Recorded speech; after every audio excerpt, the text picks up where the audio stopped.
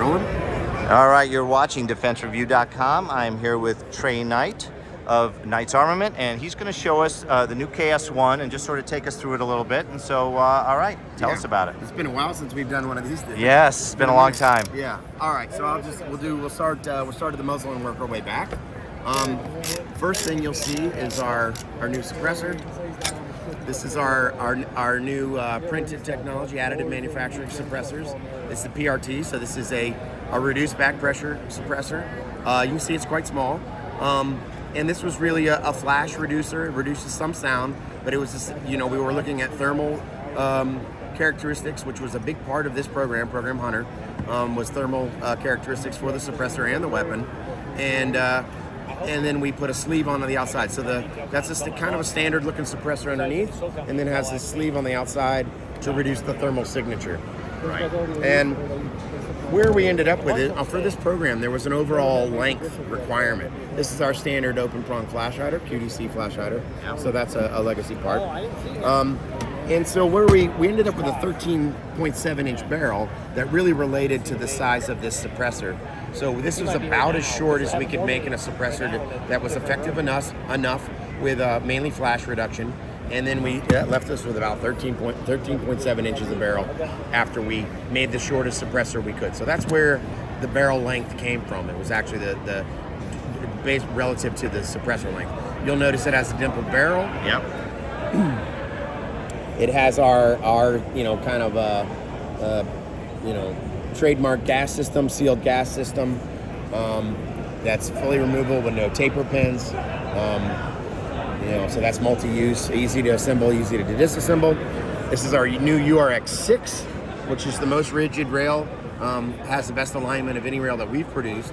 And it's in this configuration on this length, it's not as much of an issue, but the URX6 performs very well with longer hand guards and in 7.62 platform. You can see up there, David's showing you where the nut is for the gas tube. That's all seals up during firing. You can see the dimples on the barrel there, which is kind of some of Knight's patented weight saving technique that also it doesn't improve accuracy, but it makes accuracy consistent during a heat cycle. Does it increase rigidity of the... During heat, mainly for heat. Okay. Yeah, so compared to fluting is great for removing weight, but when the barrel gets hot, it tends to deflect in a range because the machining of the flutes imparts stresses into that barrel. So URX6, the upper receiver is pretty standard, other than there is a notch. You can't see that notch, but there's a notch in there on the upper to align that rail with the upper receiver.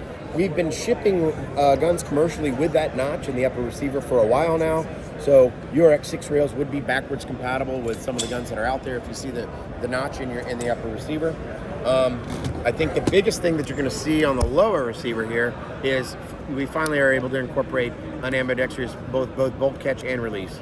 And we've had that in the works for a long time, but due to stuff that was in our supply chain, this was the first time we were ever really to introduce it. So both the 7.62 and 5.56 guns will all have ambidextrous mag catch and release. Right. And of course, the mag catch has been on the guns for a couple generations now. Yep. The safety selector has been incorporated since the last model, and it does have, of course, our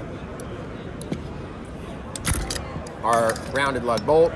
Yep. And dual ejector. Yeah, so let me get it in there. Yeah.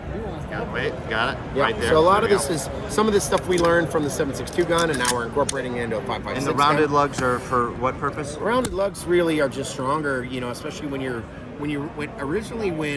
you suppressed a weapon with a high back pressure suppressor, the gun ran harder, and it was just a lot more stresses on that bolt. So by rounding the lugs, we were able to get, in some cases, almost a 50,000 round life cycle on those bolts. So we want to always try to match the life cycle of the bolt to the barrel.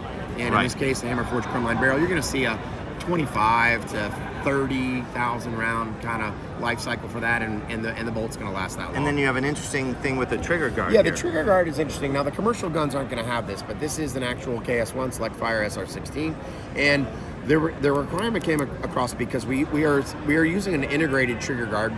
It is a forging, but it's an integrated trigger guard that actually increases the strength of the lower, and we notice that in our ANSI software. we incorporate all that. Well, we were offering that to the customer, and they do a lot of cold weather shooting, a lot of cold weather training, and they said, no, we have to have a winter trigger guard, but we remove it. And to me, that was very dangerous. I don't know if you guys have worked on ARs, but I'm sure everyone that has at some point in time broken one of these little ears off trying to install a trigger guard and probably been mad at themselves for a week or two at least after that, or sold the lower or whatever.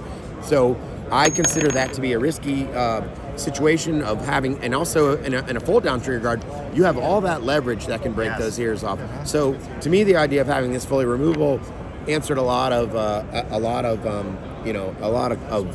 requirements for a true winterized, gun. Right. They did a lot of testing in Norway, and the Norwegian guys. They really, when it comes to cold weather stuff, that's pretty much their main training ground. So everybody goes there, and the input that we received from them was fantastic. Right. And there's a commercial version of this available. There is a commercial version of this that's going to be coming out soon, and the basic situation with that is we are building, for our contracts, and as we get extra capacity, we will make products available in the commercial market. Awesome. We're not going to pre-sell that, so we can manage the expectations of our customers. Here we are backlogged, or we're some 2 years or more from having taken commercial orders, and we don't want to do that again. So as product becomes available, we'll allocate that to our best dealers and try to deal with this gouging situation where you're seeing a gray market of all for Knight's products that we don't. Of course, that it's happening. You love the fact that customers want your product so much that they're paying more than retail for it. But at the end of the day, our guns are already expensive, and we hate to see them even marked up even more. Right. So we really would like to at least be able to get the guns to the market at the MSRP. At least, Yeah. So. Well, very cool. Thank you, Trey. Really appreciate it. Yep. This is the KS-1 at SHOT Show 2024, and you are watching DefenseReview.com. Thanks, David. You're welcome.